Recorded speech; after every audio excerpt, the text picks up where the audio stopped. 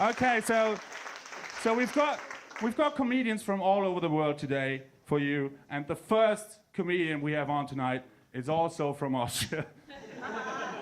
So get ready for some exotic stuff. All right, we'll bring him on. His name is Markus Oberschneider. I need you guys to start clapping. Start whooping, start cheering. And give it up for Markus Oberschneider. Thank you. Thank you. Thank you very much. Exotic enough for you? I hope so. I hope so. Yes, my name is Markus. I've been doing stand-up for close to 6 years now. And there are sometimes these shows that you're a little bit worried about, right? I was a little bit worried about this show because it's taking place in a theater. I was like, maybe the people are going to behave like audience members in a theater, you know? You wear your best suit, you bring your best wife, and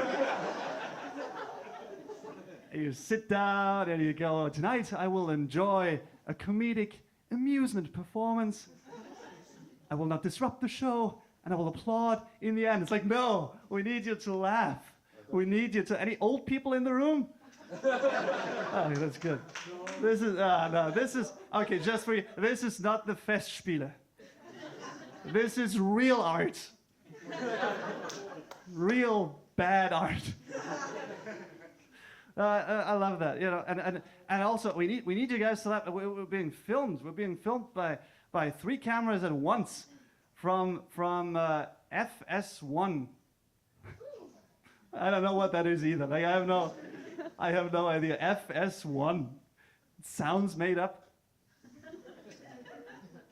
Fernsehen, Salzburg, 1. Like I just don't think there's more than one. You know what I mean? It's like I don't think. But they're filming us. We need the people to laugh. You guys?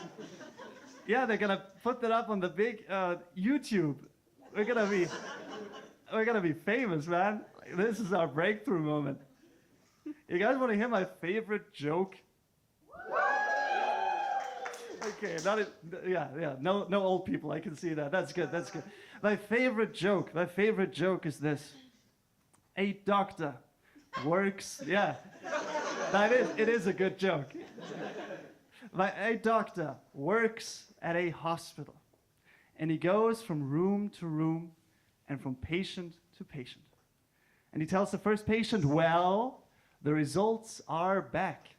You are as healthy as a horse with diabetes."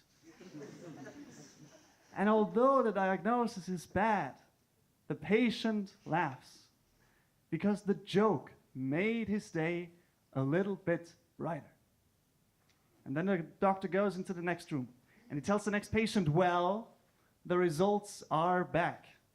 You are as healthy as a horse with stage 4 cancer." And although the diagnosis is pretty bad, the patient laughs heartily. Because the joke made his day a little bit brighter. And then the doctor goes into the third room, and there's a guy with a broken leg. And the doctor goes, "Well, we're gonna have to shoot you."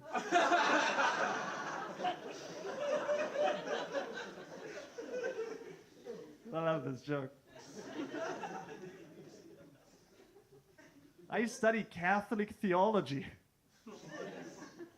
No, really, no, I do. I'm the one who calls Hubert at 5 a.m. and tells him he's a sinner. I do. But you can see that I'm wearing a JFC shirt, so you know that I am cool. No, I study Catholic theology, and you know, I grew up Catholic, you know, and then you have no idea of the real world when you grow up Catholic, right? Any Catholics in the room? Yes. Way too happy. What the fuck? But yeah, you have no idea when you grow up Catholic. You have no idea of the real world. Like I grew up, I thought like BDSM stood for Bible date Sunday morning. What a disappointment that turned out to be. You know, I was ready. It changed my life, though, you know. It's different, you know. When people ask me about my skincare routine, I just said Ash Wednesday, you know. This was what I was doing. It's my skincare routine. When you grow up Catholic, you're not allowed, you know, the dating apps. You're not allowed to use the good apps, you know, Tinder, Bumble, Grindr. You know, you're not allowed to use the good stuff. So we had our own app designed for us. It was called Single Not Sinful.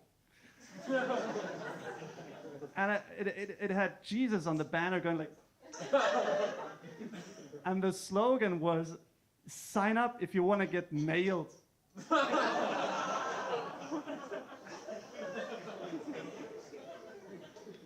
Never leave the advertising to a Christian. Like they had...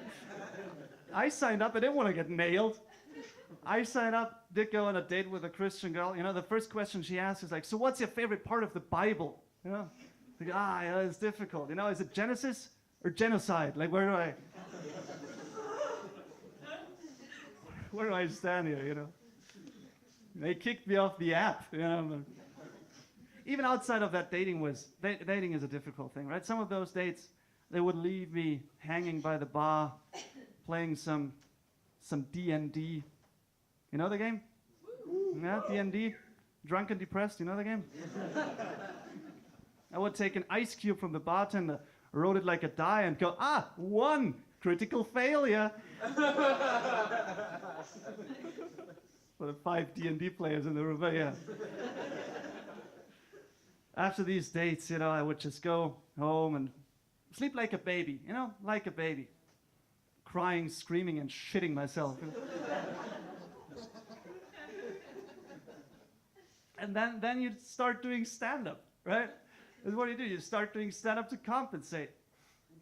But, you know, doing stand-up also is a difficult thing, you know? Stand-up is difficult. It's a little bit like getting a vaccine, right? You know? It doesn't work, and then you worry that you have autism.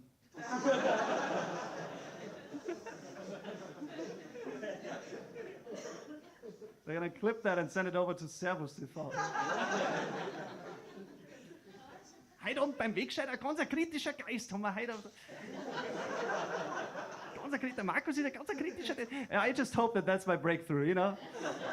I just hope. But you need to seem confident in dating. You need to seem confident on stage with the cameras. Maybe you don't know what to say. Maybe you mispronounce, you know, things.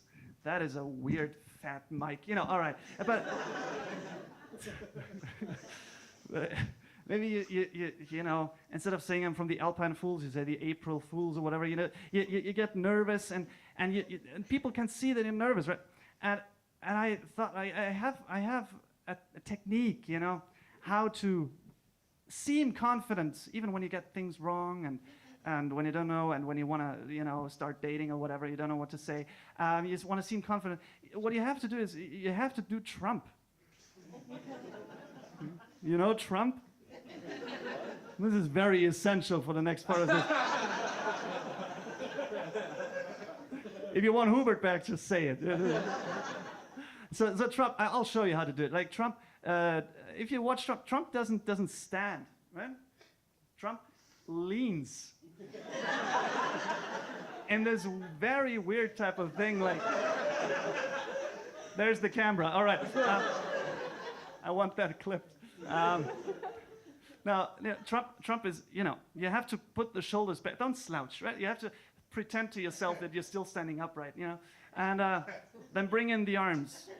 Bring in the arms. Because they show 2 things. They show that you know what you're talking about, and nobody else knows what they're talking about. Chin up, and then breathe through the corners of your mouth. And then, yes, perfect, whatever that was. People are doing that with me. That's the first time ever. All right, people are taking this very seriously. So you do the hands, breathe through the corners of your mouth, and then what I love is the little twitch. There's a little twitch. There's a little twitch.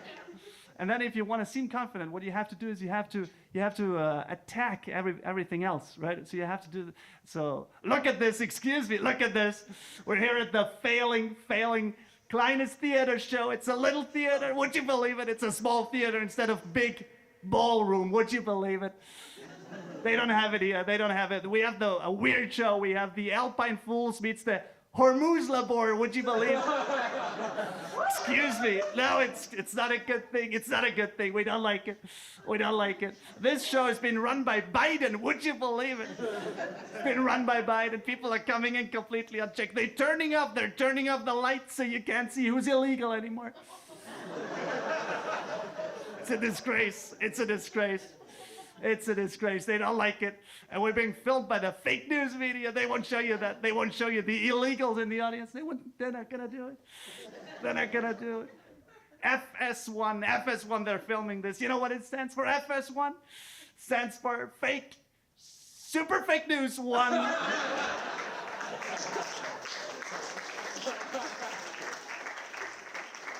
It's true. It's true. But we have a lot of nice people in the audience as well. Oh my God, look at her. What a beautiful person right there. Are you my daughter? Because frankly, I would be dating you. Matter of fact, she reminds me of that date I had a couple of years ago on that island. She was a 10, and I don't just mean her age. And that is how you do Trump. Thank you guys very much. That is my time. Thank you. Thank you.